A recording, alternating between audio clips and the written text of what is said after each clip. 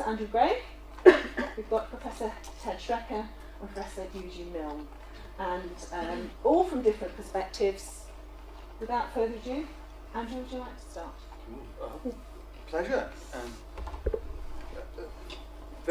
I'm assuming you've had the flyer that came round, so you'll know as well. Have some prejudice about the angles that we're coming to this from, and mine is very much in my usual way. I'm looking at this both as an academic and also as a practitioner. As an academic, I go back to the sort of almost undergraduate mode of operating and say, all right, you've got optimizing population health. What do we mean by those terms? And so my initial reaction was to throw up a set of questions. What do we mean by optimizing? What do we mean by population? And what do we mean by health? And it seems that any research project that managed to throw some clarity on those would actually make quite a lot of headway. But I also approach it from the world of practice, especially the last 12 years I've been working a lot with practice. And I've got a couple of stories which suggest that the answers to those questions are actually somehow imprisoned, or the attempt to answer those questions is imprisoned by where we've been, both in disciplines and in practice.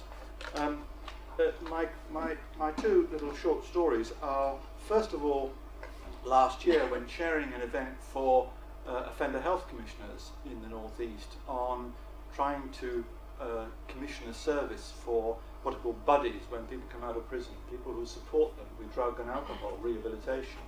And we had a workshop to try and flesh out what the specification might be. And we had some what are euphemistically called service users, ex-cons basically, talking as well about what sort of service they would like to see.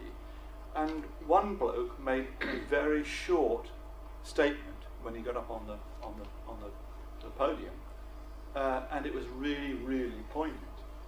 Because the question they were asked was, what would they like to see as an outcome from a service like this? And he just said, I want to make it up to my mum. And that really stopped the discussion fairly forcibly, as you began to think, there we were thinking about what the results of an intervention might be. You know, we were thinking in grand terms about, curing addictions and so forth. And this guy just wanted to make it up to his mum, because she was the one who had taken all the flack. She was the one who was always there when he went on a blinder and was the victim of abuse and so forth. And it begins to raise, when you see things like that, it begins to raise questions about what do we mean by health and well-being in these circumstances, and what sort of results might we be seeking, and what does it mean to be in that situation. Similarly, some of you know I was on a primary care trust for a number of years, and one of my jobs as vice chair was to chair what were called performance panels. This is panels, hearings, which were to assess and investigate suggestions of poor performance by professionals, GPs, pharmacists, nurses, anybody with a professional qualification who were in the employ of the PCT. And chairing those was actually one of the most difficult things I think I've ever been asked to do, because they were harrowing. The stories were often harrowing. They often involved death or very serious conditions as a result of malpractice or mispractice. And they were also harrowing in the sense you had to be really careful about procedure, absolutely on the ball the whole time. One of the things that struck me about those cases when I look back over them all was that there's two sources of if you like, cause of poor performance. One was the predisposition or the attitude of the professional practitioner, the extent to which they, as it were, displayed characteristics which said, "This is what do you know about this? I'm the professional. I'm going to, I did it my way. This is the way I was trained and all this bit." Sometimes it verged on arrogance, and sometimes, of course, it was very open. But the disposition was interesting. But the second cause, and much more powerful in system terms, and it reminds me, Eugene and I were just talking about Peter Chetwynd just now, about systems. One of the really prominent features of all these cases was what I would call the problems of crossing the boundaries of care. And I think one of the things I would like to generate in forging ideas about how we addressed optimizing population health and discovering what we mean by optimizing and what we mean by population and what we mean by health, is trying to break down the boundaries of practice and the boundaries of our disciplines. We seem almost to be, as academics, when we conduct research, we make sometimes quite sweeping allegations or criticisms of the silos of practice, don't we? And yet the irony is we make those allegations from our own vested interest silos in disciplinary terms. We do it as from the point of view of, say, a particular medical practitioner or of a social policy person or of an economist or whatever it is. And very often that's what I see now is the difficulty of translating what are disciplinary silos into the world, or presenting those to the world of practice, and also trying to explain the practice silos to the world of those who would investigate or analyse. So that's my essential pitch. But I do think the terms of the theme are very important. If we've got any economists here, they will obviously know what optimising means as an economist, but actually that doesn't make a great deal of sense to most people on the ground dealing with particular situations or particular conditions in particular sorts of population. It's not an absolute ideal in the world of ideas sense. It's a practical, relative development that's being sought. And similarly, when we talk about populations, although in the traditional public health way, I was always taught the first mantra of the public health specialist is know your population, isn't it? But what do we actually mean by that? And there are some populations that are of particular concern. And when I've done a lot of work with offenders, that's really interesting. And it's not only the populations which is the obvious target, it's those who are also associated with them. Doing work on restorative justice, for example, it's not only the victims directly, it's also those who support the victims who very often need support. So what's the population? And the health thing, I think I made the point at the original seminar, that the interesting thing about health is that from a deliverer point of view, you see health as the accumulation of interventions, whereas to the person, health is a state of being. And those are quite different conceptually and in practical terms. But so research that tried to break down some of the traditional ways in which we've investigated these things, I think would be exciting, and I'm not too old to still want excitement. I think it would be exciting. I think it would also be valuable. Whether, of course, it will fulfil the dictums of those who run the research industry in this country or even in this university is quite another matter.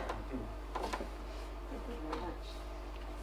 Shall we carry on? Go straight on. Questions at the end, is that okay? Okay. After the kind of subtle and nuanced version, I kind of feel that I'm going to drag things down to kind of with a prosaic bump in terms of my perspective. At the moment, I'm Director for Adult and Other Adult Health and Wellbeing at Public Health England, and shortly to move to Newcastle as Director of Public Health. So, in terms of particular silos and how they work, it's really going to inform the sorts of things that I wanted to talk about. This is what's covered in the brief that you'll have seen in advance of the session today, talking about restructuring the English NHS and public health system, with the intentions that underlay that, the opportunities for greater radicalism, the types of thinking around cost and what's practical and effective, and thinking about where we might go to. There's an awful lot to try and get through in 10 minutes, and I'll probably only be able to touch on the themes very, very briefly. But I thought it was useful to start from thinking about, when we talk in policy and practice terms as deliverers of public health interventions, where are we coming from? And a lot of this is terribly crude. I used Swedish data here because I think they go back further than anywhere else, so you can get a better idea of what the survival of populations looks like, starting with a base of 100,000 in a life table and how they go over time. And you can see rather marvellously the way that the population curves have moved up and to the right over time. This one is actually a period curve rather than the cohort curve, which the others are, simply because we don't have a lot, the cohorts finish at 1920. So you have to kind of mix and match slightly. So the people down here are actually the same people who are in the lower curve. But back over there, there's a sort of newborn babies and the very young from now. But there's that huge shift that you can see there with the mortality in the early part of life almost disappearing compared to what it was. And that shift upwards and to the right it informs a huge amount of thinking and continues to do so. Some of you will be aware that the Secretary of State has issued this call to action on reducing avoidable deaths. There's still an enormous amount of that crude thinking about deaths in the way that policies form.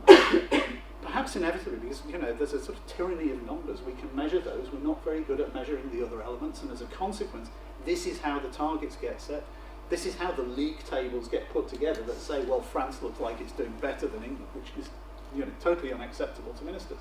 So this is a big issue for us, even though there is beginning to be some more subtle thinking about the way that people's trajectories of health sit underneath all of that. This is a quite interesting kind of representation of the types of deterioration in health one might see in different sorts of conditions. And clearly, you need different kinds of reactions and different planning to deal with those different trajectories towards death. We're also, I think, increasingly conscious of the fact that when you break down disability, you get a quite different profile. So that just to, the big elements in here in terms of what's causing disability throughout life. This is mental health problems. These are musculoskeletal disorders, neither of which features particularly in mortality statistics. So if you're trying to think about improving health in terms of actually people's experience, then you're going to be moved in quite a different direction than the things that would push you from a mortality point of view.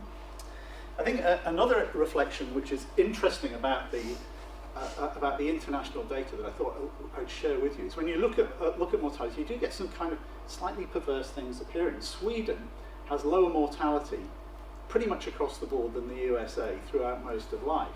But one of the consequences of its lower mortality throughout life is that by the time you get to this end of the scale, the people who survived are likely to survive with having suffered other conditions. Sweden has a very high prevalence of cancer because people survive their cancers and live longer.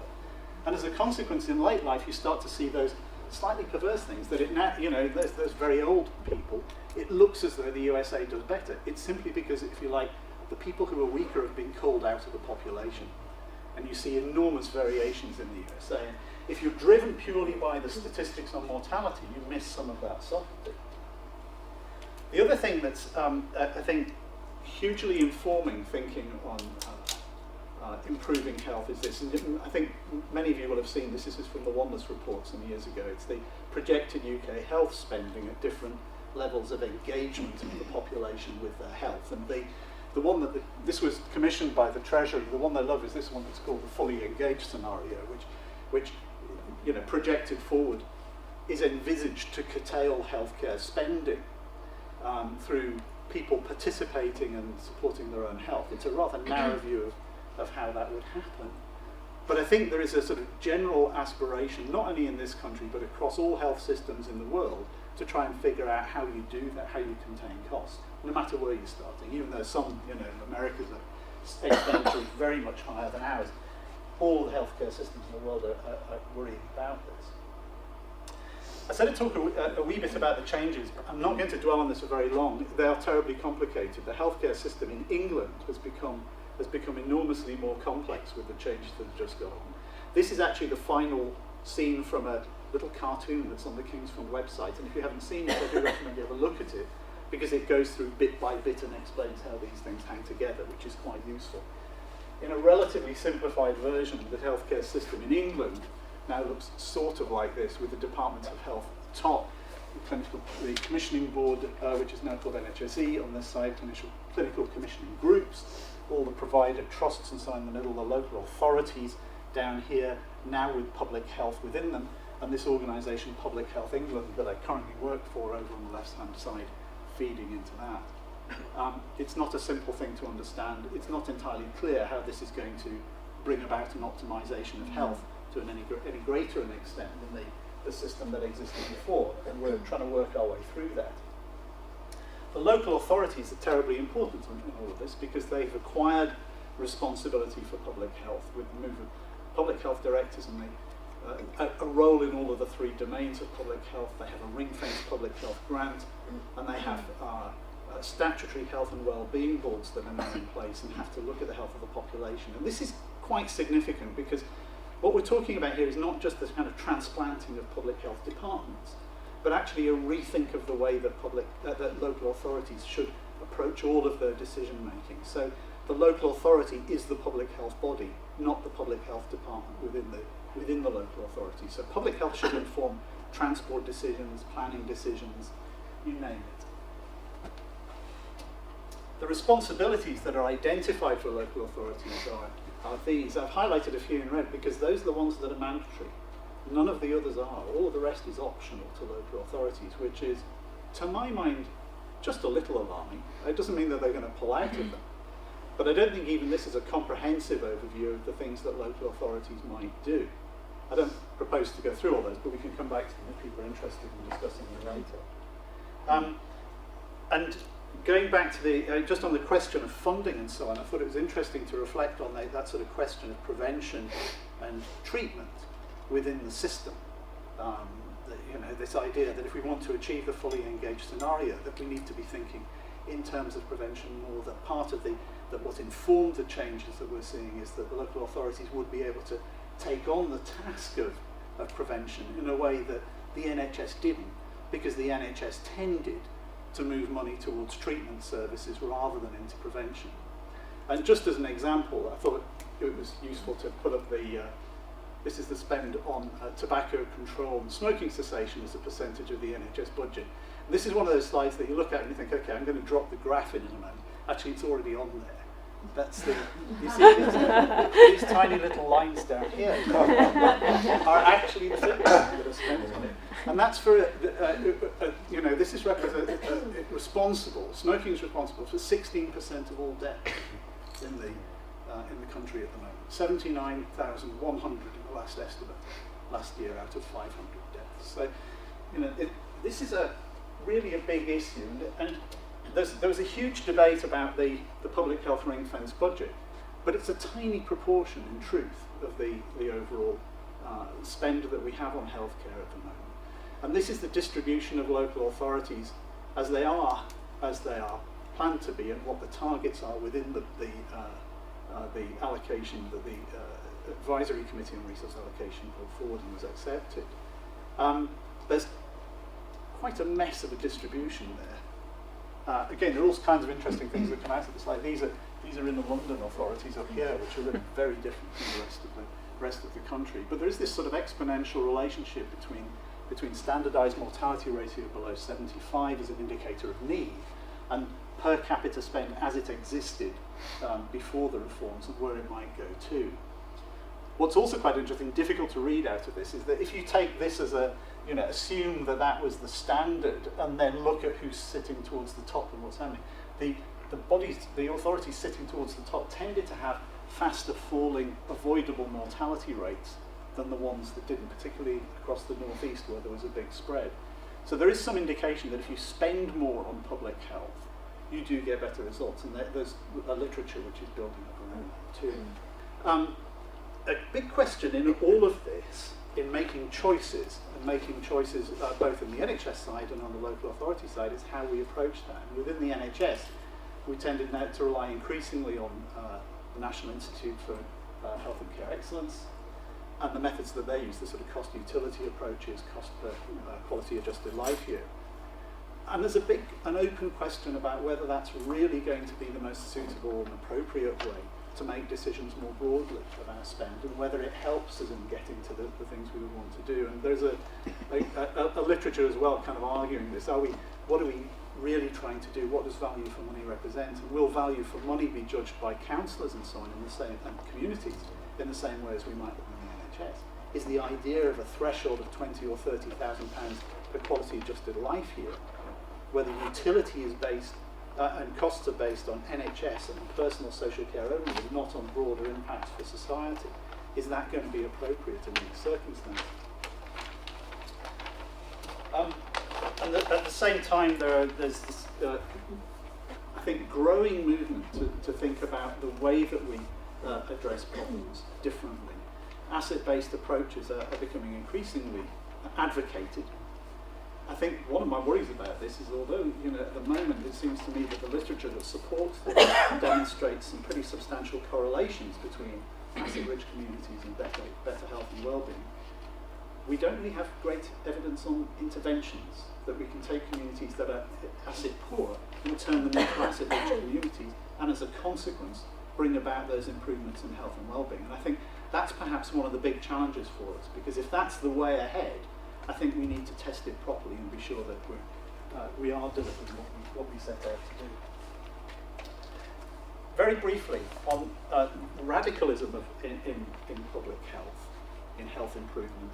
It seems to me, although people are, the government has tended to dress up the changes in the health services as a radical change, it is all very new and different.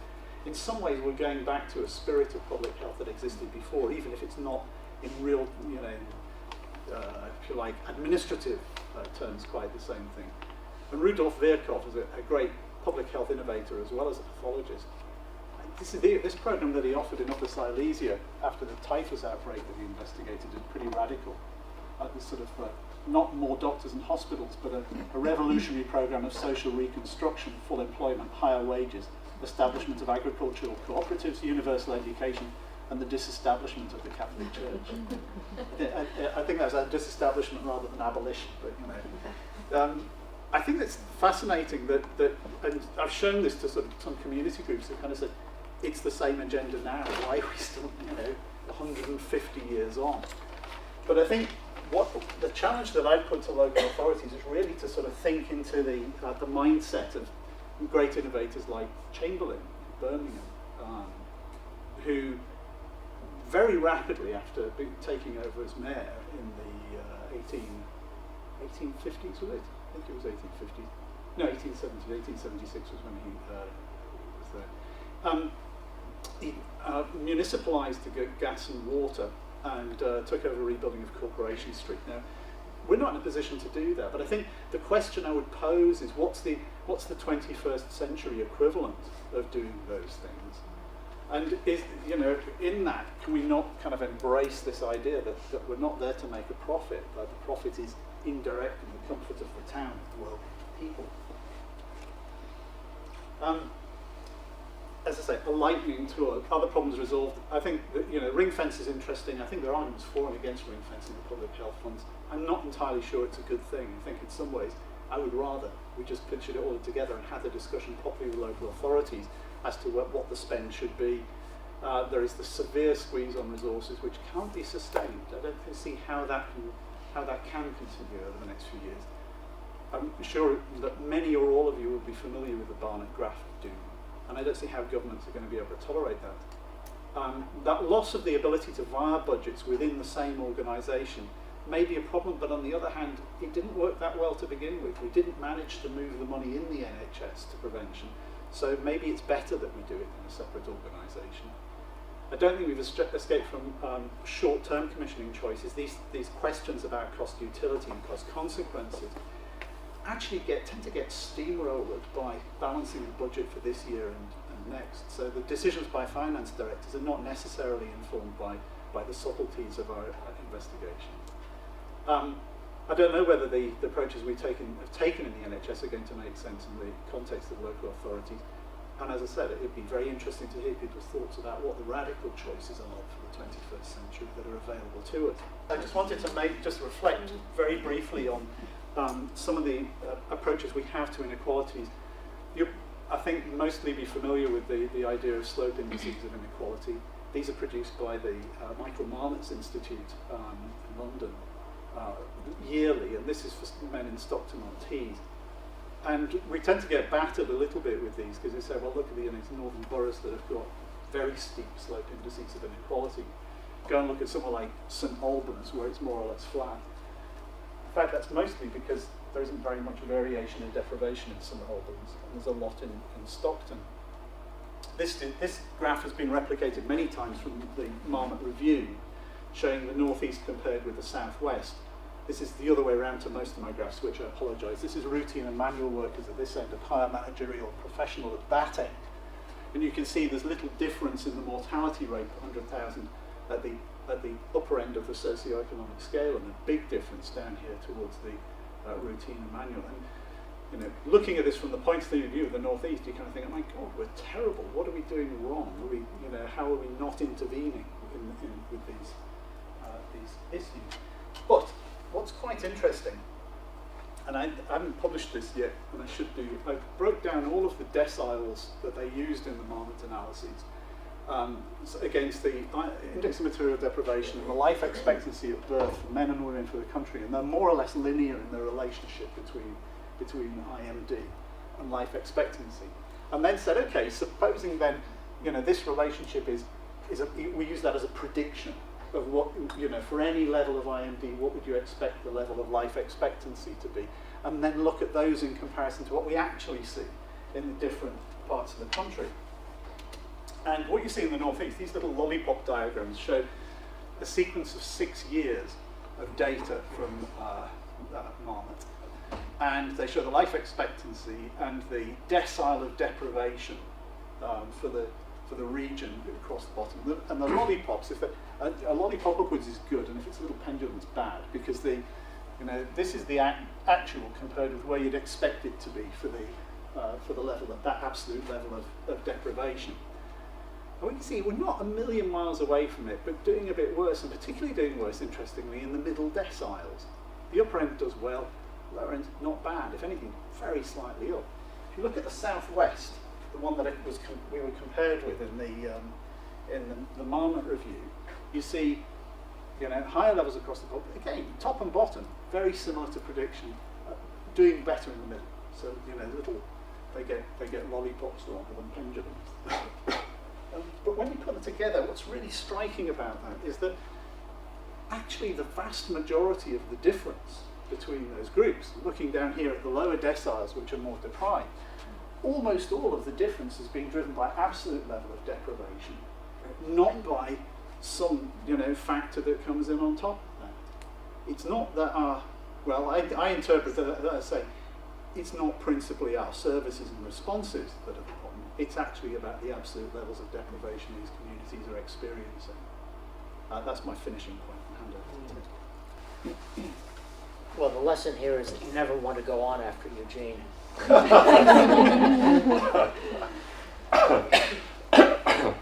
Some of you will know that I'm a political scientist by background and agitator by inclination.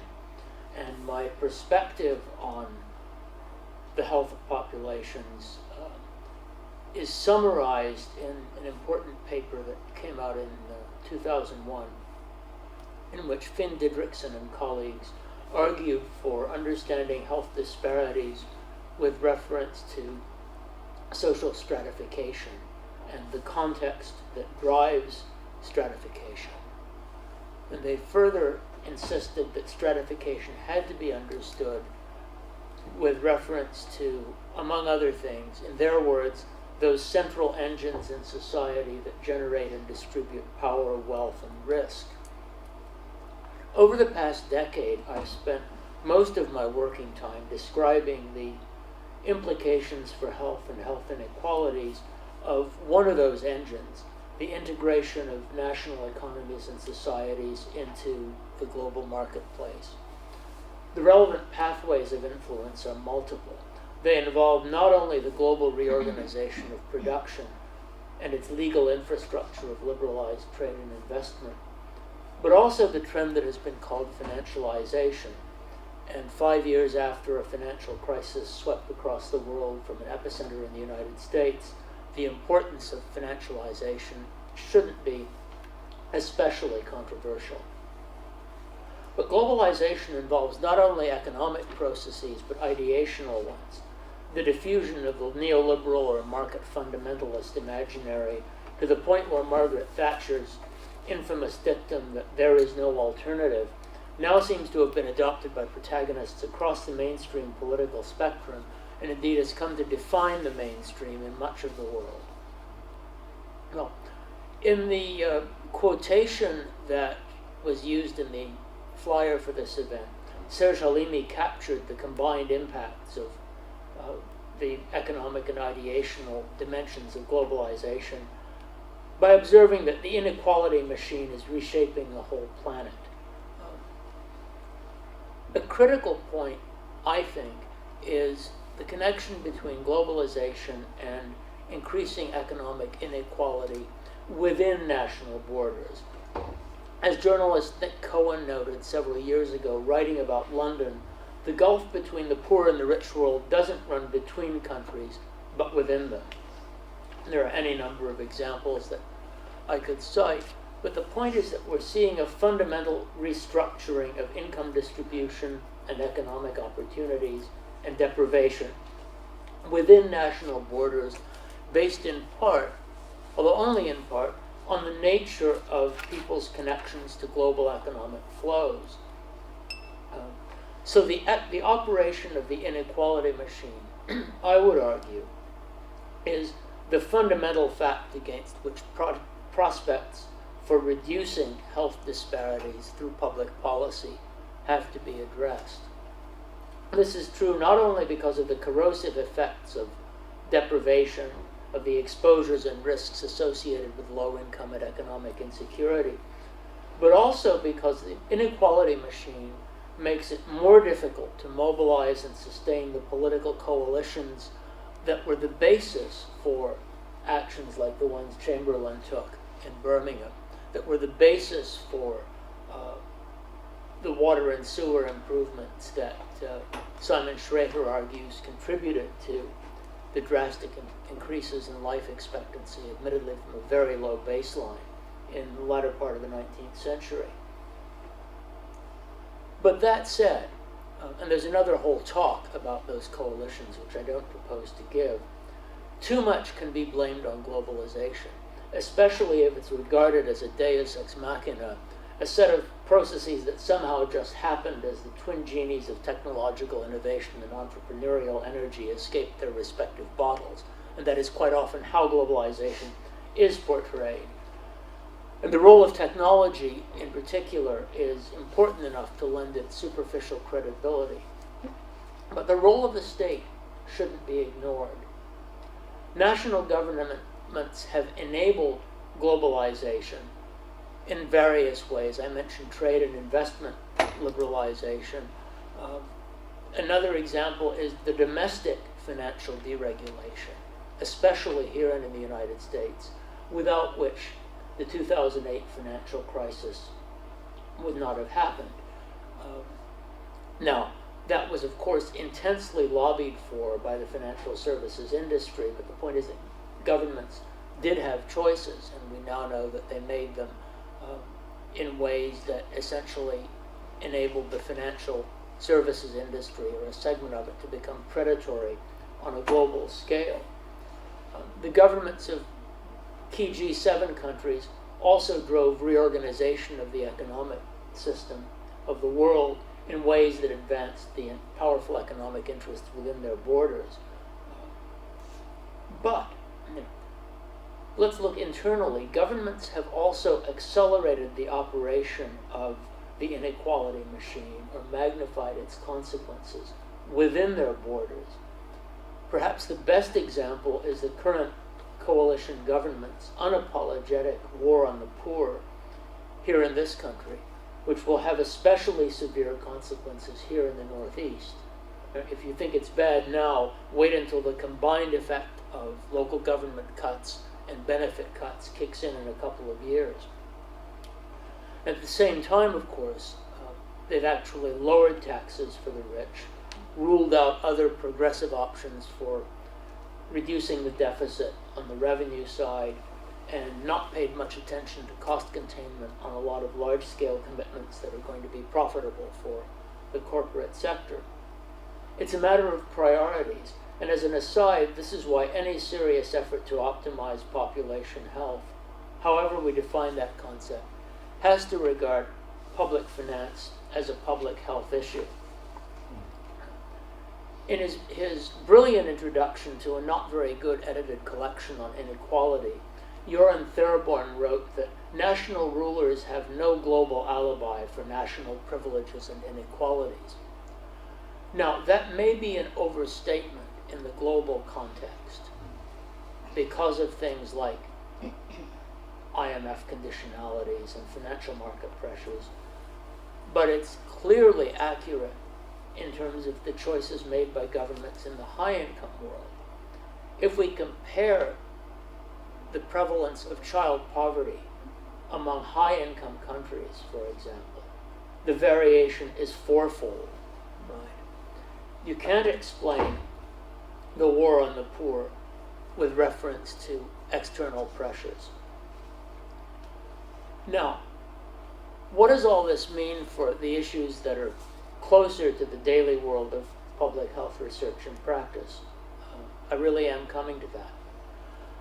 Many researchers seem to believe, as Nancy Adler and colleagues recently wrote, and I'm not picking on them, this is just an observation I happened across while I was looking for something else, that research, in their words, can engage policymakers in understanding the true costs of social disadvantage and motivate action.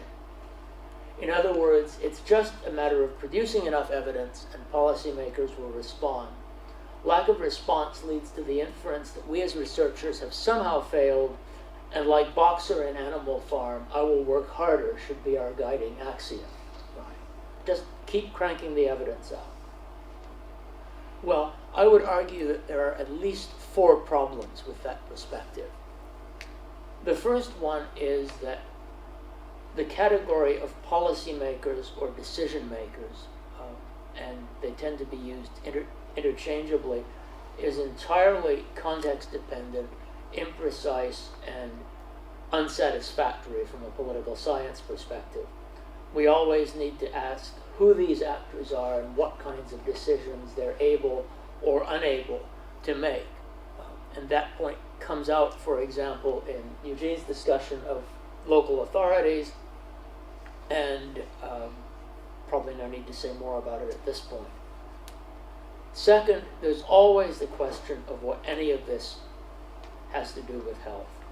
I thought the Commission on Social Determinants of Health had resolved that question, but obviously it hasn't for many epidemiologists who say, oh, all they've got is ecological correlations.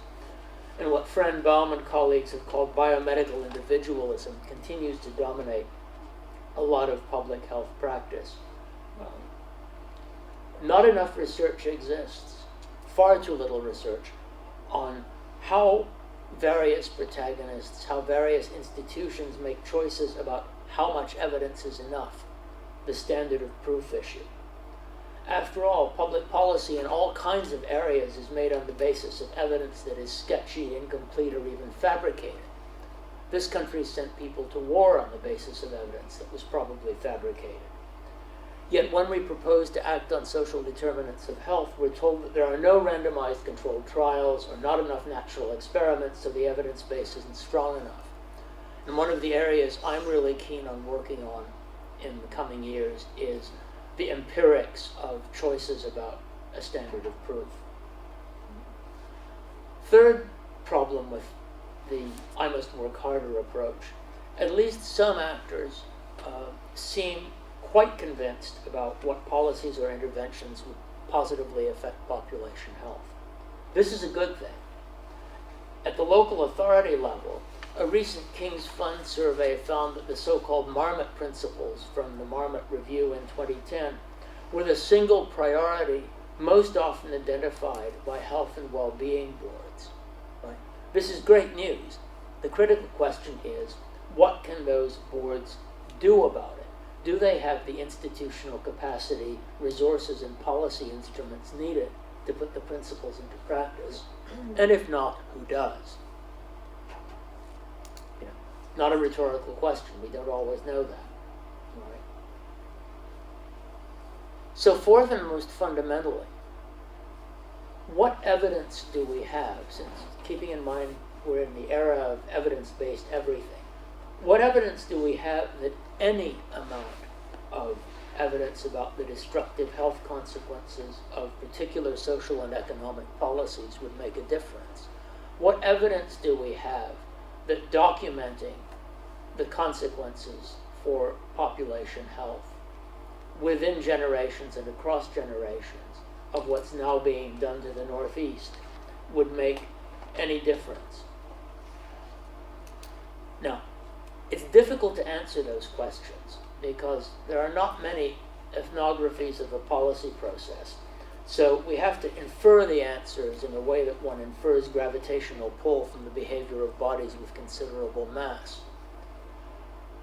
But I would argue, and for reasons of time, this is where I'll end, the answer is often that no amount of evidence related to health outcomes or health disparities would convince central governments in particular to reduce social disadvantage and rising inequality, to interfere with the operations of the inequality machine.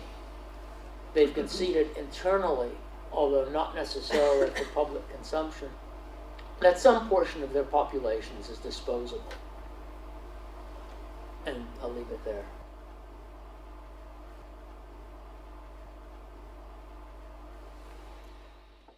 Following on from Ted's comments there, I'm thinking, would some people look at it simplistically and say, do we need a health intervention or do we need an economic intervention? I think I've probably spoken to Ted about this before, but there's a fascinating data on what happened to particularly female life expectancy in East Germany after the fall of the Berlin Wall, which approximated to the West within 10 years. If you map out, I nearly brought this slide along to show you, but if you map out superimpose women in the Northeast on top of that graph, what you see is that women in the Northeast had a life expectancy on a trajectory that was pretty much identical to that of East Germany prior to the fall of the Berlin Wall. If you look at London and the Southeast, they're up there with West Germany on the same period. And then what happens in the 10 years after the Berlin Wall comes down is that the life expectancy of women in East Germany goes up and joins that of West Germany. And for the northeast of England carries on the same trajectory East Germany had. And we still have that gap now. And I think that is fascinating because if you try and pin down what actually made that difference, it's really hard to do. The two things that I kind of play in my head over is, one of them is we know that nursing and social care did improve, and we know that pensions for East German women were moved up to the level of pensions of West German women. But after that, it's really hard actually to identify what the specifics were. But taking, I think, Ted's point about the planetary bodies and inference, it seems to me that what that says at a really macro level is that where you have the social, cultural, political, and economic will to make two populations similar, it can be done, and it can be done in a relatively short space of time. That's I think is a fascinating lesson. I don't know what anybody else makes of that, but it seems to me that's, you can give a different interpretation. I'd be interested to hear it. I guess, I have a more kind of fundamental comment to make about that is it about lifespan? Is that really how we want to measure the population health? What about coming back to quality of life? Are we just going to keep people miserable for longer and say we've done well? I agree, but I use that simply because those are the data we have. I'm kind of fairly naive on population health, so I'm just interested in Can I how just it's chip in? framed. One of the burdens one had to bear on a PCT was the strap lines that were sent down from Richmond House to attach to all our logos and letterheads and so forth, and usually you're familiar with this. Most of them were completely fatuous, including being that passionate about health, which was clearly nonsensical. But the one I always used to like was adding years to life, or life to years, because it drew attention to the fact that despite, and I usually it's absolutely right, despite the fact that the measurable tended to make us look only at the years to life, what we were actually about was improving the quality of those years. And it seemed little point in extending the life of those with long-term conditions in particular, besides, say, 3 to 5 years, if those were going to be dreadful experiences, both for those who were afflicted and also those who looked after them. And of course, to some extent, the the social care industry, which is in great difficulty, has the additional burden that it's having to deal with people who are increasingly incapable of supporting themselves with those added years. And those seem to be fundamental questions tied up with both what Ted and Eugene have said, but are also important in helping to clarify what we mean by these things that we are trying to drive at. What do we mean by health? You know, we just I think the argument that the people who are being supported by the care system are increasingly capable is actually quite arguable. There's some very interesting evidence. First of all, that they, you know, when you look at, certainly at people in their 90s, that the proportion who are living independently tends to remain fairly stable and has done over time. And also that we're seeing in some recent studies a fall in the incidence of dementia, which is very, very interesting indeed.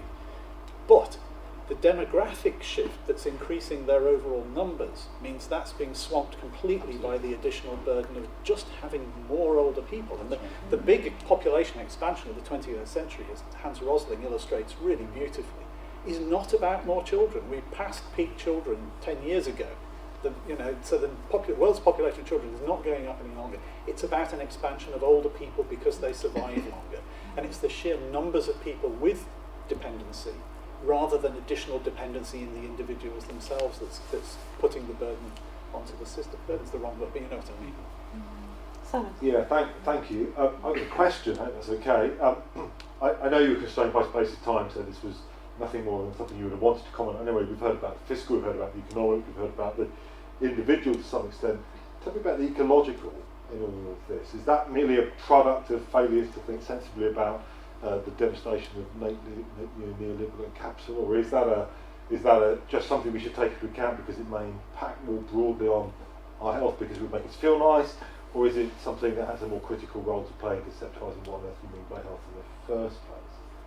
It seems to me that is a major concern, is the state of the world as a Gaia, an entity, which is completely missing so far in the conception of where health might be, other than we might suffer as a consequence of a failure to look after the planet. Did it come into what you were thinking about at all? How long do we have? Well, less than it took me to ask it, but it's a cosmological question. Well, it might be. I mean, I spent a great many years of my working life addressing environmental issues. Yeah. In the end, I got out of the field largely because of the failure of that community to address issues of disparity in the same way that, to its credit, the health research community is now addressing health disparities. Now, there's been a bit of a shift because people are talking about global environmental justice with reference to, for example, climate change. But I would still argue that it's just as important as those concerns are, and as systemically vital as they are. It's a diversion to talk about the environment because rich and poor live in, even within the same political boundaries, live in very different environmental worlds, just as they live in very different epidemiological worlds. And the idea of an epidemiological world is one I'm very interested in pursuing. Exposures to all kinds of insults are very, very different depending on whether you live somewhere in the leafy southeast or whether you live near an arterial road somewhere in our part of the country.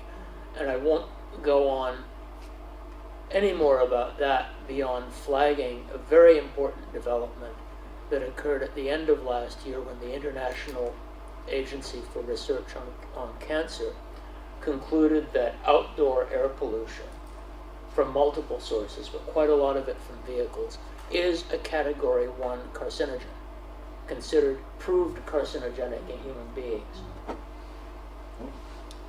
I can pick up on slightly as a long-standing board member of National Energy Action that I often find myself in debates about whether about greening the energy supplies and so on. But we have more than a third of the population in the northeast who are living in fuel poverty. Certainly, by the old definition, the Hills definition is tighter, but it's still a very substantial proportion. And we have, nationally, as you'll know, there were 30,000 deaths last year in excess winter mortality in the country. There are times when I think, yeah, that's all very nice, but actually the immediate problems of trying to deal with just keeping people alive and warm and allowing, and this has an enormous, it's a huge impact on mental health. It has a huge impact on the educability of children. They do badly in cold environments. These are not trivial questions, and there are times when I find that then the sort of environmental thing just feels like sort of middle class self-indulgence when it comes to thinking about those issues in real public health terms. So, can I chip in a quick? My usual response is I'm interested in the two different notions of ecology that you raise. One is the Gaia, and the other is, of course, the concept of a system working within environments and responding to environments, which is what Ted just referred to. On the Gaia front, I don't think you should underestimate, it's not so much the leafy southeast that interests me at the moment as the rather damp southwest.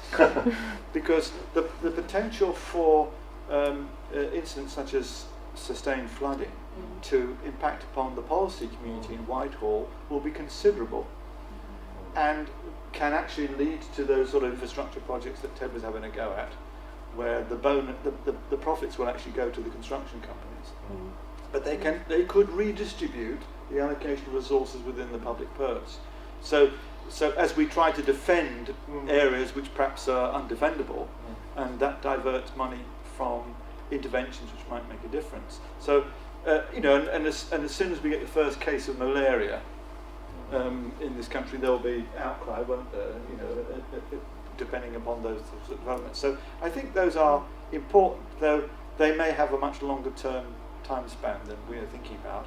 But one of the interesting things about Ted's analysis is that actually policy communities do not think about systems in ecological senses. They think about issues. If you actually go into the Department of Health and look at the policy desks, one of the reasons we have that fantastic cartoon that Eugene showed us is because there are desks working on their bit of the system in total isolation of the interconnectedness. One of the disciplines in policy analysis that I always used to teach at the Civil Service College in the 1970s was how you dealt with the facets of the way policy worked by looking for any one part. You always asked yourself, what is the impact of any change in this for the other parts of the system? I've not seen a document come out of the Department of Health in the last 20 years that's done that. That's partly because the ecological population of the policy community has changed. We used in the Department of Health, for example, to have what I used to call policy wallers. They were people who'd spent their life thinking policy. But they're replaced very largely these days, and this is an overgeneralization, but they're replaced largely by project personnel. And I can see why, because they wanted people who knew how to operate the machinery. But they have displaced those who've taken the broad, interconnected sort of approaches. And the reason why PBR is dysfunctional, for example, is not because there are malevolent people operating within the system. It's simply because they don't gear together. So I think your ecological point is actually, in some ways, more significant for me in the way that the policy and the analysis is developed. Actually, another comment. I noticed on a chart you put up, Eugene, where public health was not really, I couldn't see a connection between public health and the NHS.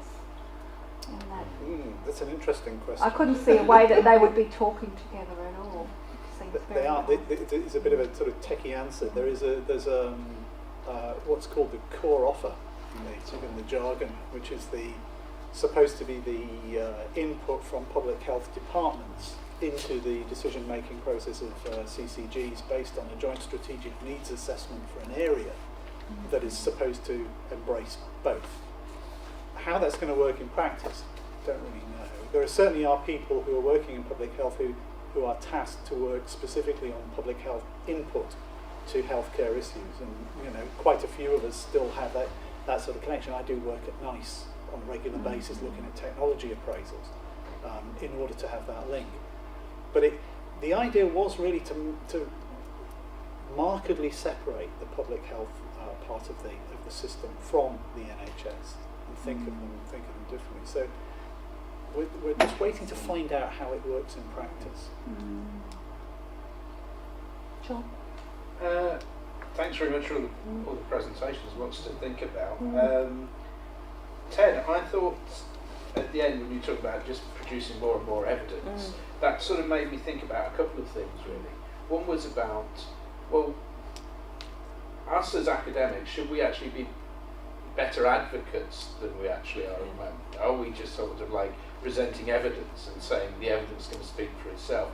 And it made me think about that because the Social Policy Association conference last year, there was a number of papers about remembering the work of Titmus, and well, Titmus just was rung up by the Department of Social Security. Can you come and tell us about what you think about this? And we certainly don't have that sort of relationship, it would seem to, with government now. Is it that Unless you're present put the evidence, rather than being advocates first and then coming up with the evidence. And the thing it made me think about was I was very involved in CND in its heyday in the 1980s, and there was a constant argument with whether people were pro or anti-nuclear weapons, and actually you never convinced anybody that nuclear weapons were a bad thing by coming up with a very reasoned argument, because this was one of the lines: if we didn't spend the money on nuclear weapons, we could have X more hospitals and X more schemes and whatever. And you never converted somebody who was pro-nuclear weapons that way. You did by talking about, instead you had to have a political and a moral case, and that's what won people over. You then could start talking about the benefits and the evidence afterwards, but until you won that sort of moral case to start with, there was always yes but. So it's about that's what it reminded me of, and I'm just wondering, are we in a similar position?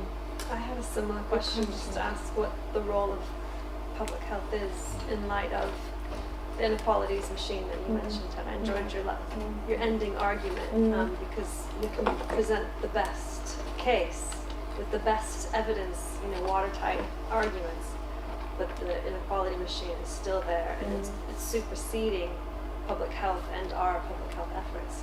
And so just wondering what you think the role is, any of you, in terms of our political role, so influencing politics that are going on outside of health policy, what it's been traditionally and maybe what it is going to be now that we're in the new brave new world.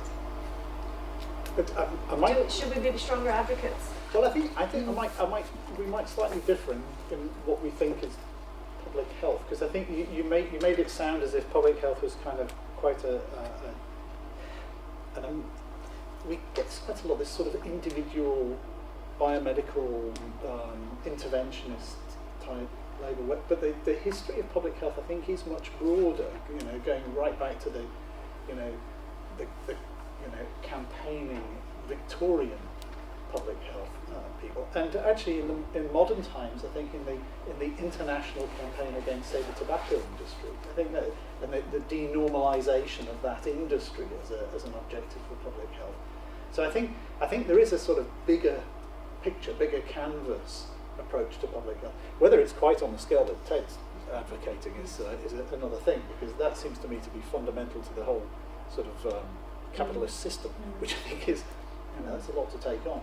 But I think in terms of individual industries, even quite mighty industries, I think that there's a track record there and the potential to do more. Does that come close to what you're describing there? Not really. I mean, I definitely don't take a biomedical individualistic approach to it. Quite the contrary. Okay, Tom. Well, There's a distinction to be made between being a bit of an auditor in a research sense, one of the things I used to advise the National Audit Office in the 80s and early 90s about value for money studies. One of the things I learned was actually, as a researcher, you could actually be too much of an advocate, particularly if you were trying to push a door for policy change, that could be resisted simply on a priori basis. Whereas if you presented evidence and let it work its way through the system on its own, that was sometimes much more powerful as an influencer. In other words, I'm being slightly wary of taking up the flag and the banner because you become a target. And look at Alison Pollock. Whereas if you are subtle enough and work your way through the system and you're confident your evidence, notwithstanding, I take the point that evidence has been used or abused according to the predilections of those in particular communities, I have more confidence that it will work its way through. And I mean that to some extent, although it's taken a long time, has indeed been what's happened to tobacco. I'm hopeful that it might happen also with alcohol. There are a number of sort of ways in which compiling and generating. It's not the boxer metaphor from Animal Farm so much. It's actually perhaps a more modern version. It's the being slightly smarter in research terms.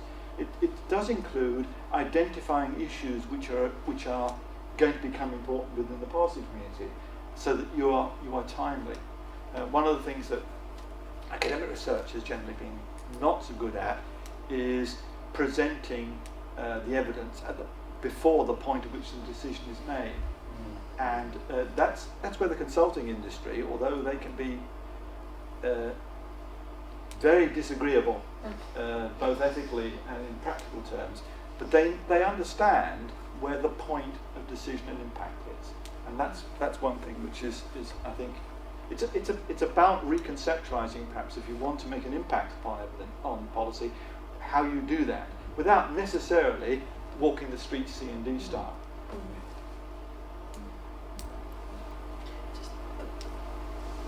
I agree with that, but to me that means you have to take a longer play.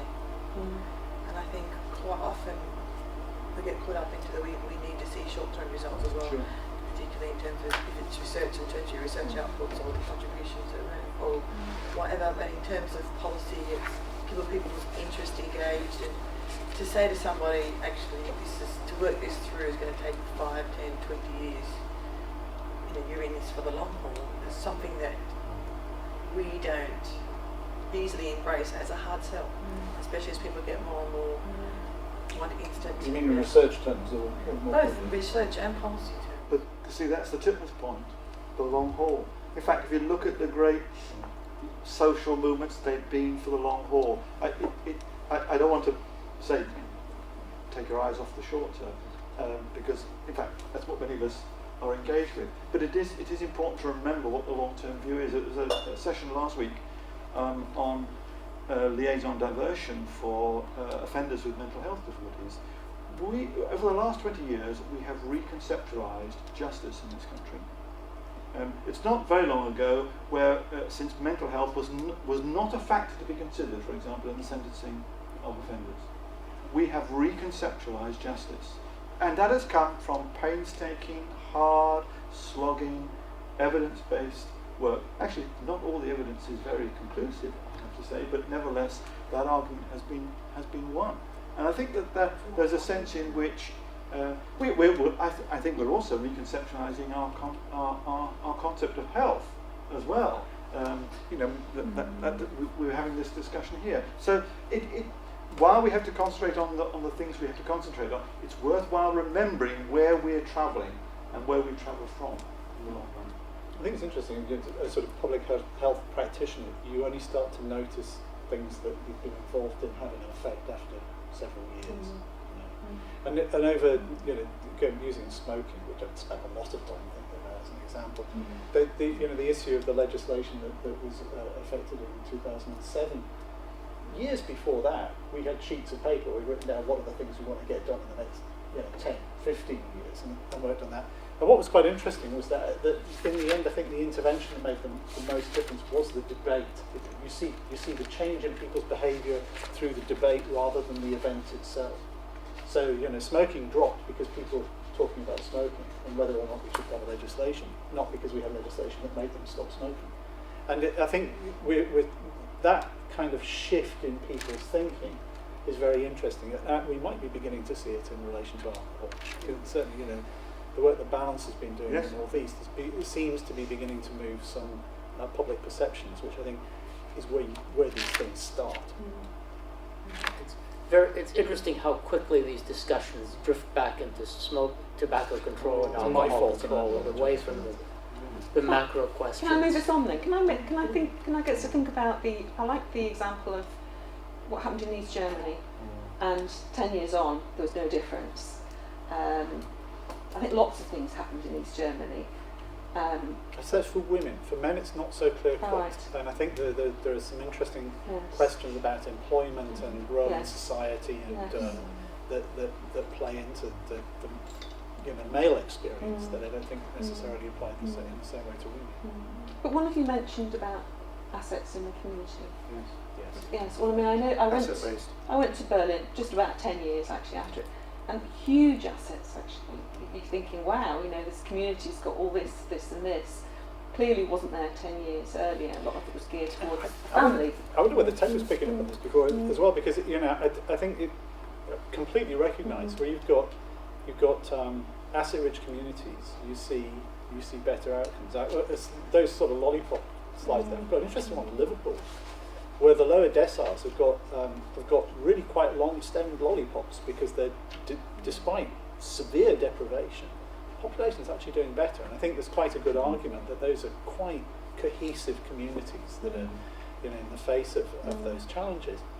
What bothers me, and as I said in the presentation, is at the moment and it touches also on the question of evidence and what counts as evidence. I'm not sure that I see interventions that say we can take an asset-poor community and turn it into an asset-rich community and thereby bring about that change. That I think is the sort of $64 billion question in relation to asset-based approach. But isn't East Germany an example of that? I don't know. Is the truth? You might be right, but I don't know. Certainly, you know, you saw wages equaling out and things like that. But there was huge redistribution from the extremely wealthy West into the relatively impoverished East, starting from a ratio of tax revenue to GDP that it was about 7 or 8 percentage points higher than in the UK, right? Which is why I said, used it almost as a throwaway line, public finance is a public health issue.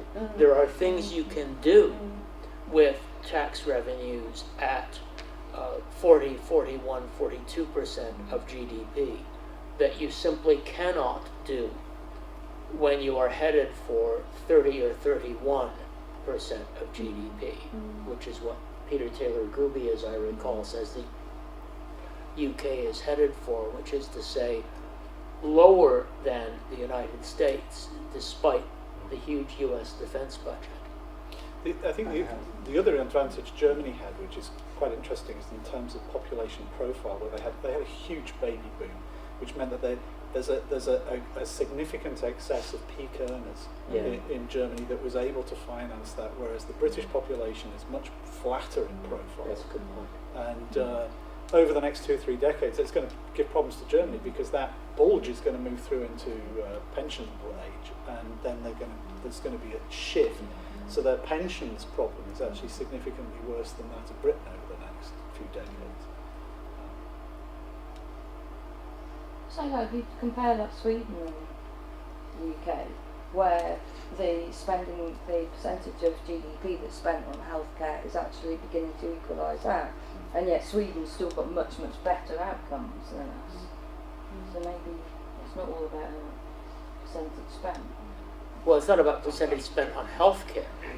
Well, on social care altogether. Well, it's not even that. It's also about, for instance, in Sweden, it's about how the economy is organised. It's about how the job market, the labour market is organised, and how much it is spent on that. So all these parts of a wider social project will have an effect on health. I think that's the point with Germany. The point wasn't necessarily to make women's health better.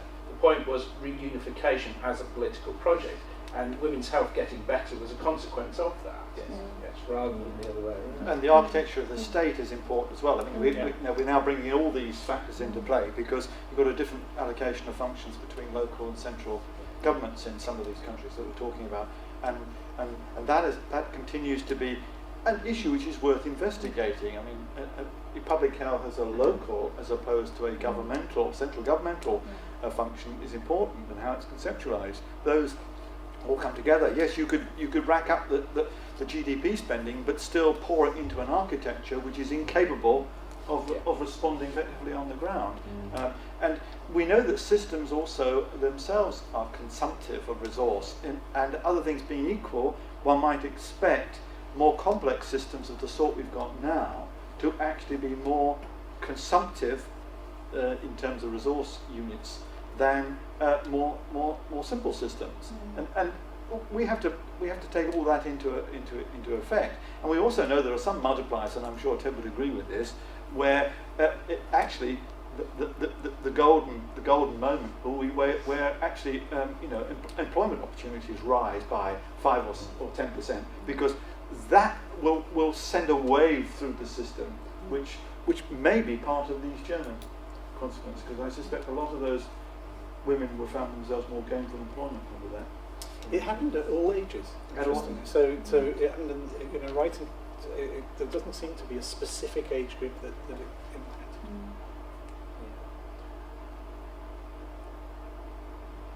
I think another issue I'd like to bring up is the idea that the government is prepared to write off a proportion of the population.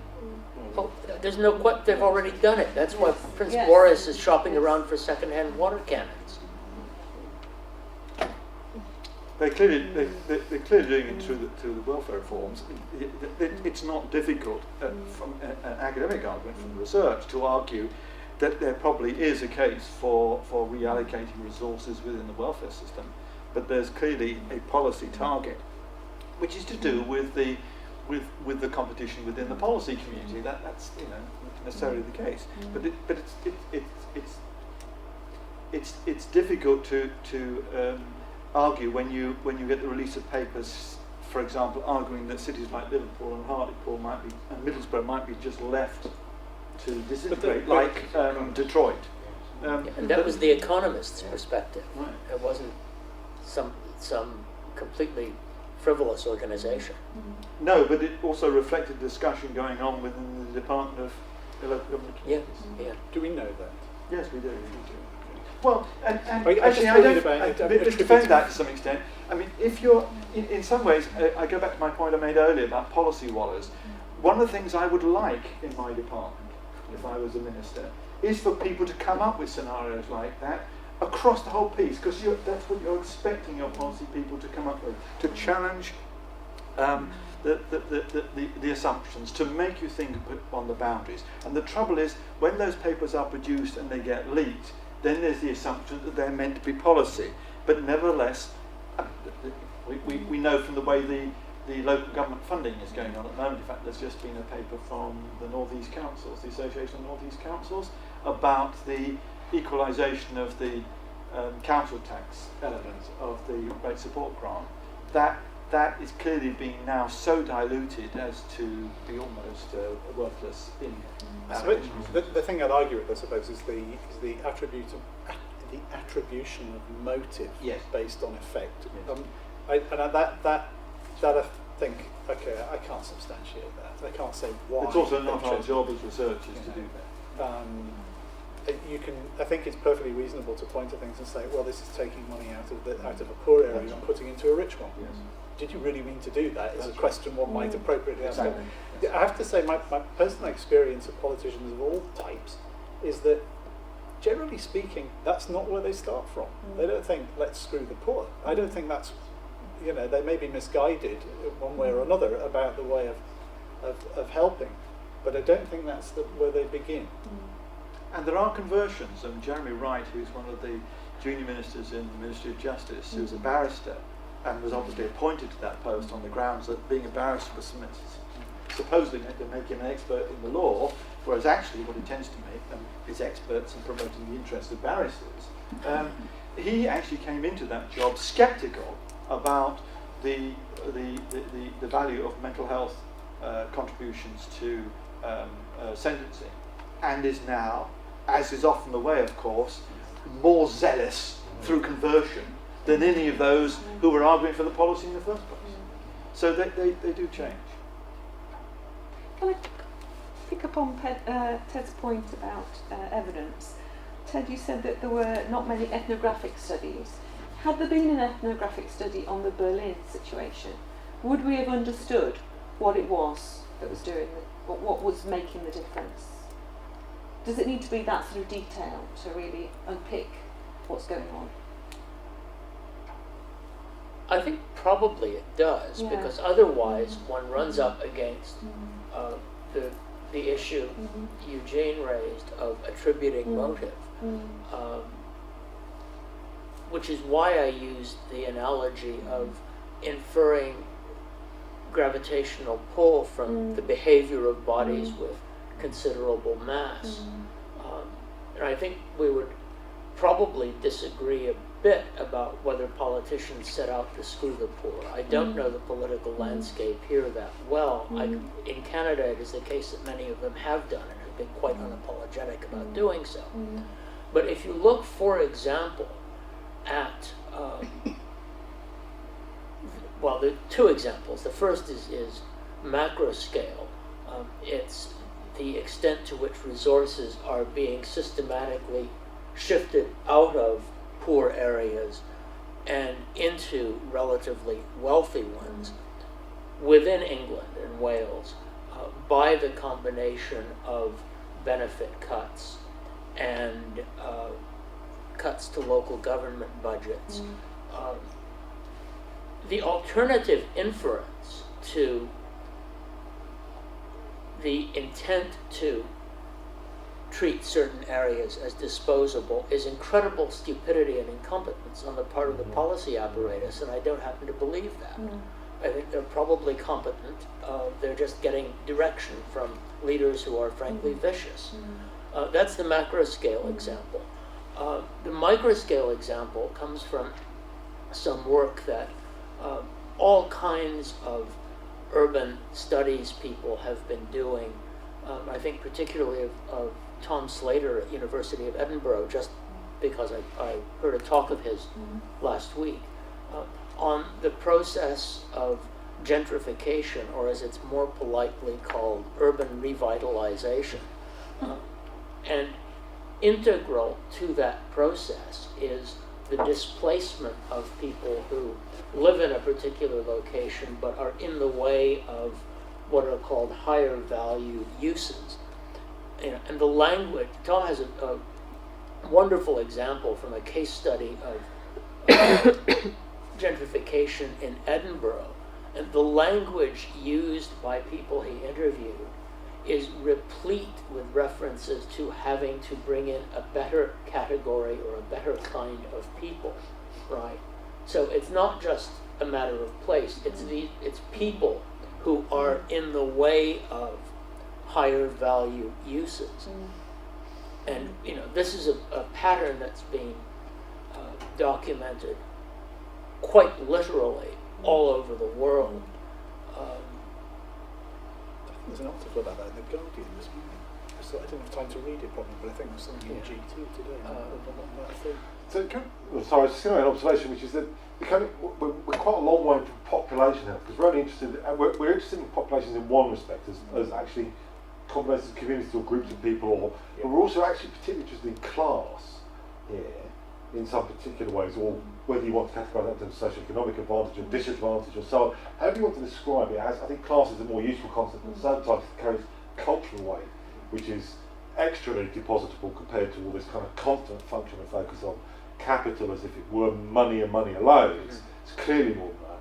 So actually, are we not that really interested in optimising population health at all? Are we more interested in optimisation of or reduction of class differential or something else? I mean, is the whole thing about population a kind of distraction actually?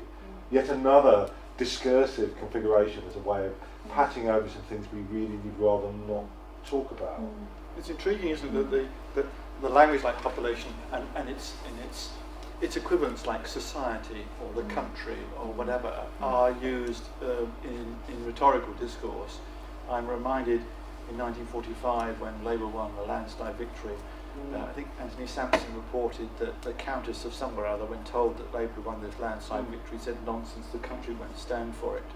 And you know, there's the Thatcher thing about there's no such thing as society. So these become very difficult constructs to use in the sort of arenas we work in here, because they're so vernacularised in political terms. And populationism? Or is it just differently Well, so? Or is it only the possession of a particular we kind of don't- intellectualised? Yes, I think that's Is right. that the issue Yes, here? yes. So we don't want the others because they're too difficult to work with? Well, can I Or too raise a overlapping couple of maybe? issues which I think might illustrate this, because you're trying to be practical here, and I think that's focus on projects.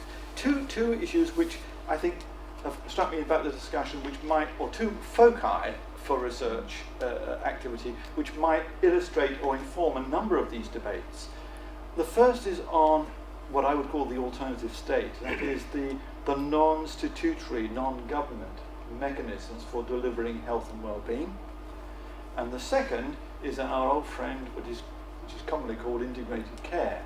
Now, both of those seem to have both high policy octane issues in them, because the alternative state is about any qualified provider, it's about removing the barriers to entry and so forth.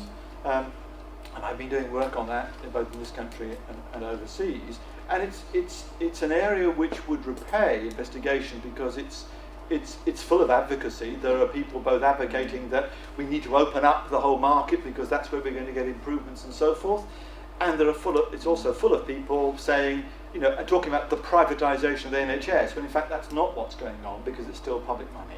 Okay, maybe private deliverers, and there's certainly a big scope there for looking at the impacts upon optimising population health of using alternative delivery systems. And that's where some of the asset-based stuff also comes in, because some of that local possibility is through local asset resources, and there are people in County Durham working on that at the moment with the local authority. In fact, local authorities may have to use such devices if they're going to shore up at all what they're currently providing. The integrated care is interesting because, again, if you go back to Eugene's cartoon, one of the problems undoubtedly about integrated care is not so much the focus on integration, because most of us welcome that. One of the problems about integrated care is you're trying to bring together organisations which have no mandate to operate outside the boundaries that they're currently operating in. And that, I would argue, is a feature of not so much privatisation, but it certainly is a feature of contractualisation. Some of you may be present in a couple of years ago in this room when I gave a talk about the changing relationship of users to services. And one of the problems that arises, particularly in where you've got a couple or a family living at home in receipt of lots of different services, is the way that the different providers all think they're doing their job, but none of them are, or in fact they're all frightened to operate anywhere near the boundaries of their jurisdiction, because they don't have any, they have liabilities if they move over their boundaries. It's not within the contract, and yet the effective optimization requires them to engage beyond their boundaries. And that's if you talk to GPs who are now as old as I am, they were brought up in the medical schools to think of themselves as the coordinators of care. They don't anymore. And that's because of the contractualization, this breaking up. And I think those are ripe areas for investigation. It may be swings and roundabouts, it may be gains and losses, there may be gains in technical competence. And of course the health planners like contractualization because they have a high degree of reliability that the providers will deliver the units they've contracted to deliver. Whereas the coordinators, the advocates, and the patients don't like this contractualization because they're the ones who have to manage the interface, what I call the gearing between the providers. Those two areas, I think, are having raised very serious questions about population health. And they are alternative mechanisms. And they are, as I say, high political octane stuff, possible right for investigation. Sorry. Ted? Wanted to come back to a couple of points that got raised earlier. The first one being about evidence and advocacy. I would never argue against producing more evidence. That's what the academic world does best when it's functioning properly, and apart from the teaching function, it's really the only justification for having an academic world that doesn't function like a consulting firm. What I would argue against very strongly is trying to produce evidence that will be quote unquote of the most use for policymakers. And that's actually a quotation from a recent paper in the journal Epidemiology, because that presumes the legitimacy of policymakers' purposes, and I don't think that can be presumed. I don't think that can be presumed, for example, with respect to the current central government here, for reasons I've said quite a lot about. I am a bit skeptical about advocacy in the conventional campaigning sense. I'm not skeptical about the idea, which I think was lurking underneath a couple of the comments here, that a commitment to reducing health disparities has to be rooted in some form of ethical or moral commitment. That, I think, is absolutely key, and one of the weaknesses of the report on the Commission on Social Determinants of Health, I think, is that that commitment was not made explicit enough, although Sir Michael Marmot has made it much more explicit in some of his subsequent work. If you don't have that moral commitment, then it's very easy for the research agenda and the political debate to degenerate into short-term instrumentalist discourse rather than taking the long view, as Sharon so eloquently suggested. The only thing I would add is that, to be quite blunt about it, it may be a long view that is anathema to those now in power. I really agree with you about the moral and ethical dimension. I think one of the things that I found infuriating about the sort of Wilkinson-Pickett argument has been the way it was seized upon by certain commentators, probably Toynbee being one of them, who kind of said, look, now science has proved what we believed. And I felt very uncomfortable with that. I think you don't need a scientific case to say that inequalities are wrong. You need a conscience. Actually it's misleading to take us down that route, particularly when there are other potential explanations for why Wilkinson's phenomena appear the way that they do. So I think there is a troubling thing about starting to say, well, we don't need conscience anymore because we're going to use science to tell us what. And that doesn't work for me. So. But as it's been said, morals change, and morals change in light of evidence. So, as you say, 50 years ago, we thought mentally ill people were morally degraded or possessed by demons or whatever it is people might perceive. Yes, I've often wondered with these sort of big industries now, whether we'd have been having the same arguments about slaving, had we just happened to be around at that time. Can I move the discussion on a little bit to think about research? Think about some of the challenges. I threw out the question about sort of what sort of evidence do we need, the detailed evidence of sort of ethnographic type work. What can we as researchers do towards supporting the theme of optimising population health. You heard some of the challenges from the speakers. Have you got some ideas about what sort of research you think could support and change? We're talking about culture change, really, and sort of picking up a population who have really kind of been abandoned. Talking about ethnographic evidence, I don't know if that's considered widely as a form of evidence, so that would have to be another piece of work, is actually talking about what evidence is. Is it statistics or ethnography, and how can ethnography be interpreted by consumers of evidence? So just put that out there. I think, I made a note of Ted's point about avoiding doing research simply for the purposes of the policy community. That way you get as it were, guilt by association if you're not careful. One of the things is good research is good research, and there's a sense in which you have to have faith that the community will pick that up, despite refs and REs and all the rest of it. Right? So that in some way we've got our own professional values to worry about, whether we're in the world of practice in public health or whether we're in the world of academia. But it does seem to me important to focus on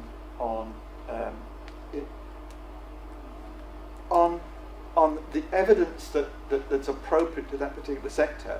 We know that the policy community, and this is true for policy wallers in departments as much as it is for ministers, will simply use whatever the evidence is around.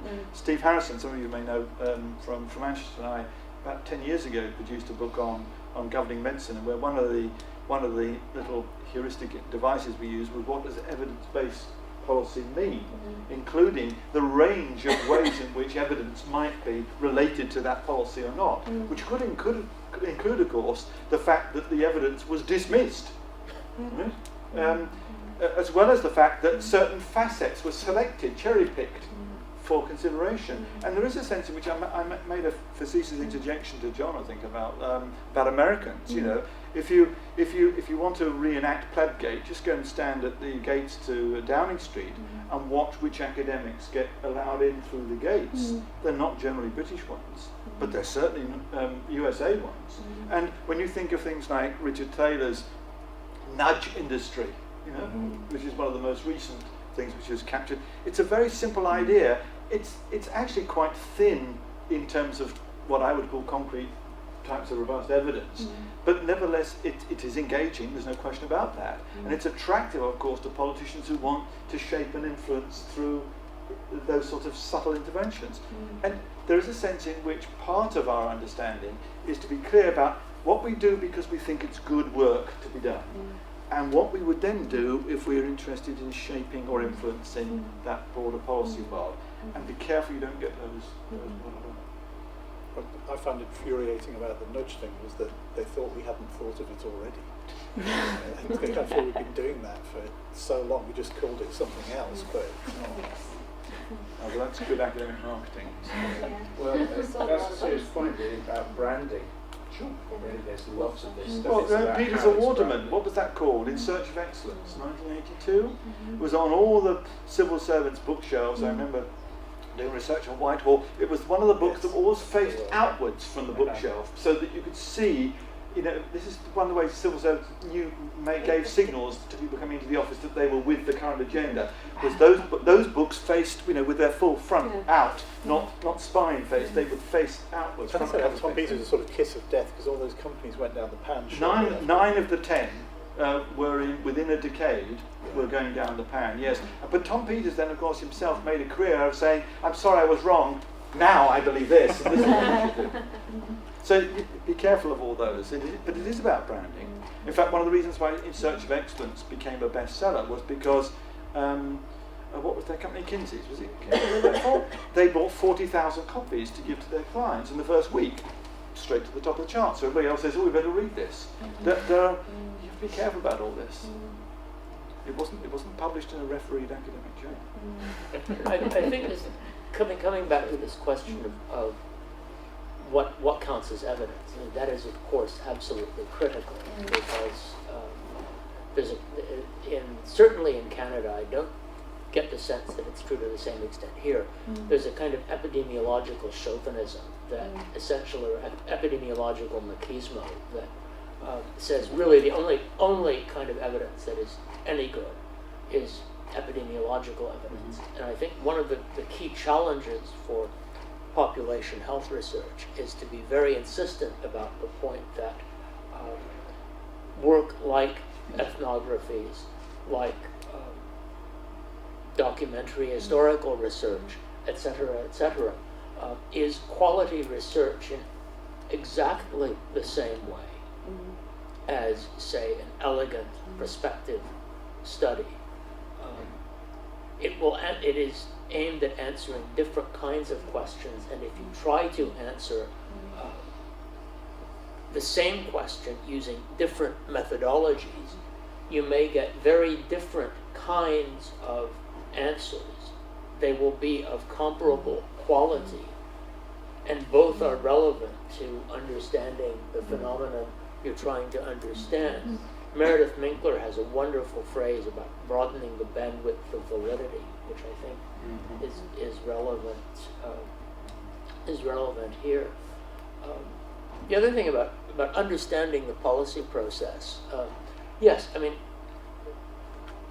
as a political scientist, I would have to say the simple fact of the matter is we have far too little understanding of questions like how people making policy in a particular area decide what counts as evidence and how much evidence is enough.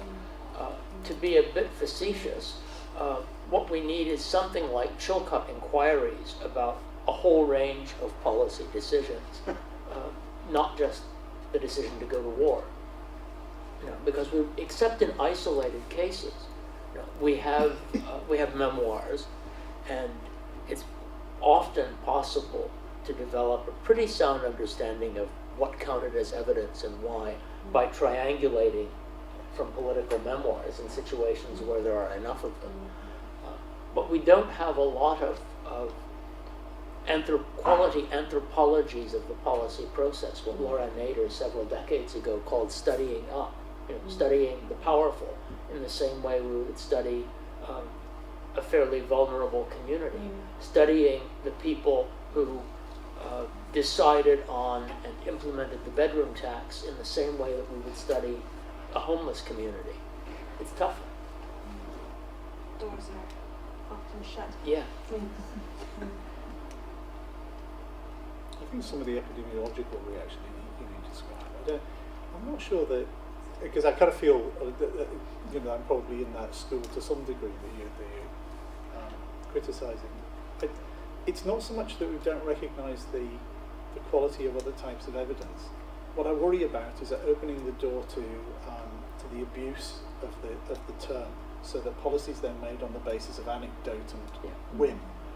And they say, oh, but my evidence is as valid as yours. Well, hang on a minute, that's not really the way it's supposed to work. So in a way, I'd like some clarity about those things. So we say, by all means, I recognise, randomised control trials are not going to cannot deal with most situations in life. So, there's no possibility that you can apply those sorts of standards in that way. But it is the danger that when you're then dealing with policy makers, that they just, produce something that really has no substance to it and use that as that can be done just with statistics as well. Yeah. It is done with statistics. Absolutely. You give one figure to summarize an entire graph, then they might just take that one number and go away with it. Yeah. So I think it's an issue of learning about the science of it, of how to interpret it, and as not just anecdotal. We didn't just ask 5 people on the street or whatever. It's systematic, in-depth, methodologically robust research, and I think it's over a series of time of people understanding that and familiar with it. One of the things that Ted was alluding to, which I think we should remember, is that it's actually not an academic function to provide what the policy community requires. In fact, its function is to be separate and independent. One could go too far that way, but there is a sense in which you have to be very careful that you protect your own structures and processes and value systems from being infiltrated by the needs of the policy community. And in fact, you can see what happens sometimes when academic policy units become, as it were, outreaches of governments. They often find it very difficult to maintain the sort of integrity, I mean professional integrity, that is required to carry on doing their job. So we should start from the academic point of view, from that perspective. Didn't Dr. Foster start as an academic area to some extent? And that you could argue as to whether or not they were completely independent. Well, that's part of the problem. Actually, that's very interesting, because one of the features of the way that the Dr. Fosters of the world is much more common to the policy community. You've got to remember that these sorts of groups, just like the lobbyists for industrial interventions and whatever, are in the face of the policy community all the time, and we are hardly ever in the face. They devote, it's sometimes referred to as the lobby. That is part of the realities of everyday life, and you cannot compete with that. But at the same token, they are much more in the business of providing either impacts which help their own marketing position, or indeed impacts which sustain the relationship they have with the client. And we have to be careful of both those. Because of time, I feel I need to draw it together. I'm just wondering how you'd like this to sort of continue in some way. Would you like a blog on the website or a discussion forum? Would you like to meet again on a monthly basis? Do you want to try and sort of email or set up some ideas about research and see who else is interested? How would you like to continue these ideas? Is this a formal research group? I mean, what is this? It's not a formal research group, no. This is a panel discussion about the theme. But from this, I would like research to be generated and supported. So it's sort of like this is a, first, jump it off really to get you to think about things, maybe want to work with each other. So how would you like to keep on engaging, if at all, if you don't want to, which is fine as well. It's been filmed, we're going to have it edited, it will be on the website. Go back and look at it, contact the speakers if you are happy to be contacted, engage with other questions, with potential collaborators.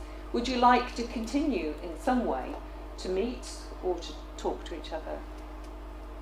Does the Wolfson have a list, of people associated with each of the three streams, Yes, for example? it does. Then, that's the starting point.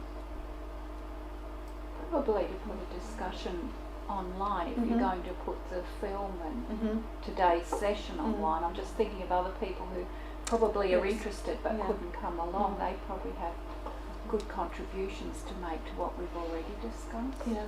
Don't know if that's Yes, of course, it's going to be open for everyone. So how does this fit into the special interest group type format?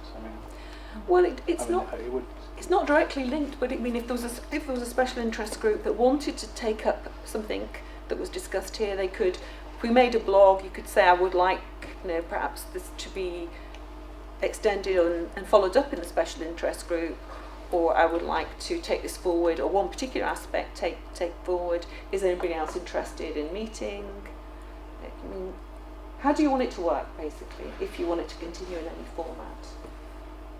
Well, one way is that Linda McKee and I now co-lead a special interest group Yeah. called Health, Equity in a Global World. Mm-hmm. Global simply being a combination of global and local. Mm-hmm. And I anticipate that it will focus on several of the issues that have come up here. Do you have a meeting set up? Not yet, but Not we yet. will. Okay, that'll be on the web. Okay. Probably our first event will be something like this, but with a couple of people who are quite specifically focused on the impacts of economic and social policy here in the Northeast. Well, can I suggest a sort of starting point that those that are interested in taking it forward in some form of research, email me with some things that really interest you.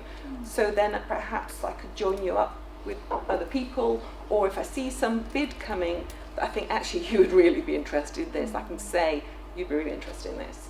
That would be at least some step in the right direction. And then we'll get a blog going, on the website following this, and we've got the special interest group. You've obviously got a special interest group as well. What's your one? Pain. Pain. Okay. Well, that would fit in as well. Obviously talking about health. But it works very well. I mean, if you set up any sort of format of interaction within the special interest group.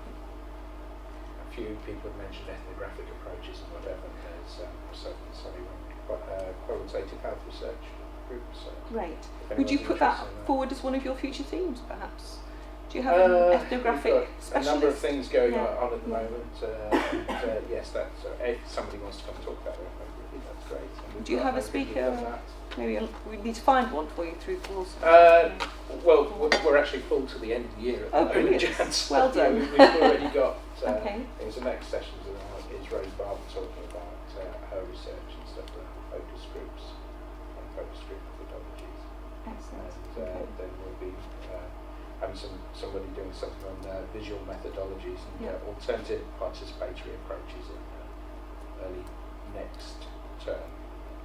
And then we'll have stuff regarding postgraduate methodologies as well. There are a number of links there. Okay. Some people have already hit us. And this is all on the website, is it? Yes, all Great. the mail stuff. Fantastic, thank you. Okay, well, if anybody wants to take forward an ethnographic workshop or something, let me know, and I'll see if we can set up something in addition to what the qualitative research is doing. Thank you very much, everybody. Thank you very much for our panellists. Really, really